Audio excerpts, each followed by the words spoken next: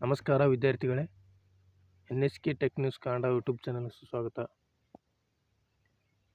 ಈ ಒಂದು ವಿಡಿಯೋದಲ್ಲಿ ನಿಮಗೆ ತಿಳಿಸುವ ಮಾಹಿತಿ ಏನೆಂದರೆ, PUC ಪರೀಕ್ಷೆಯ ಎಕ್ಸಾಮ್ 2ರ ವೇಳಾಪಟ್ಟಿಯನ್ನು ಈ ಒಂದು ವಿಡಿಯೋದಲ್ಲಿ ನಿಮಗೆ ತಿಳಿಸಿಕೊಡುತ್ತೇನೆ.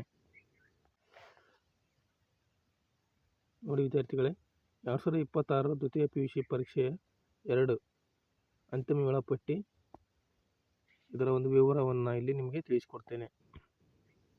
ನೋಡಿ ವಿದ್ಯಾರ್ಥಿಗಳೇ, 25/4/2026 ಕನ್ನಡ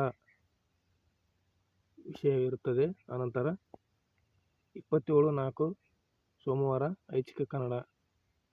ನಿಮಗೆ ಯಾವ ಒಂದು ವಿಷಯ ಸಂಬಂಧಪಡುತ್ತದೋ ನೋಡಿ, ಇಲ್ಲಿ ತರ್ಕಶಾಸ್ತ್ರ, ಲೆಕ್ಕಶಾಸ್ತ್ರ, ಸೈನ್ಸ್ಶಾಸ್ತ್ರ ಈ ಎಲ್ಲ ಸಬ್ಜೆಕ್ಟ್ಗಳು 27/4/2026 ಇರುತ್ತದೆ. ಆನಂತರ 28/4/2026 ಮಂಗಳವಾರ ಇಂಗ್ಲೀಷ್ ಇರುತ್ತದೆ.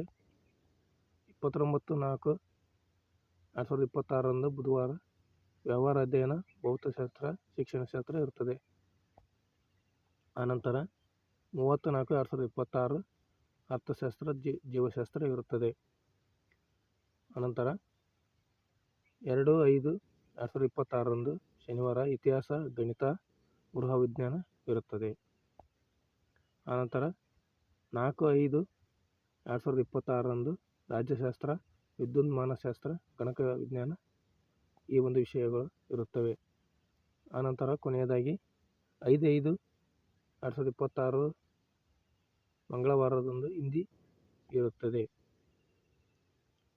ಆನಂತರ 6/5/2026 ಬುಧವಾರ ಸಮಾಜಶಾಸ್ತ್ರ, ಸಂಖ್ಯಾಶಾಸ್ತ್ರ ಇರುತ್ತದೆ. ಮತ್ತು 7/5/2026 ಭೂಗೋಳಶಾಸ್ತ್ರ, ಮನಃಶಾಸ್ತ್ರ, ಭೂಗರ್ಭಶಾಸ್ತ್ರ, ಮೂಲಗಣಿತ ಇರುತ್ತದೆ.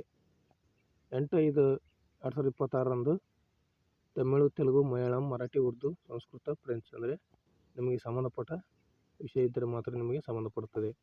ನಂತರ 8/5/2026 ಹಿಂದೂಸ್ತಾನಿ ಸಂಗೀತ, ಎಲೆಕ್ಟ್ರಾನಿಕ್ಸ್, ಯಂತ್ರಾಂಶ, ಉಡುಪು ತಯಾರಿಕೆ, ಗೃಹೋಪಯೋಗಿ ವಸ್ತುಗಳು, ಮಾಹಿತಿ ತಂತ್ರಜ್ಞಾನ, ರಿಟೇಲ್, ಆಟೋಮೊಬೈಲ್, ಆರೋಗ್ಯ ರಕ್ಷಣೆ, ಬ್ಯೂಟಿ ಆ್ಯಂಡ್ ವೆಲ್ನೆಸ್ ನಿಮಗೆ ಸಂಬಂಧಪಟ್ಟ ವಿಷಯ ಇದ್ದರೆ ಮಾತ್ರ ನಿಮಗೆ ಸಂಬಂಧಪಡ್ತೇವೆ.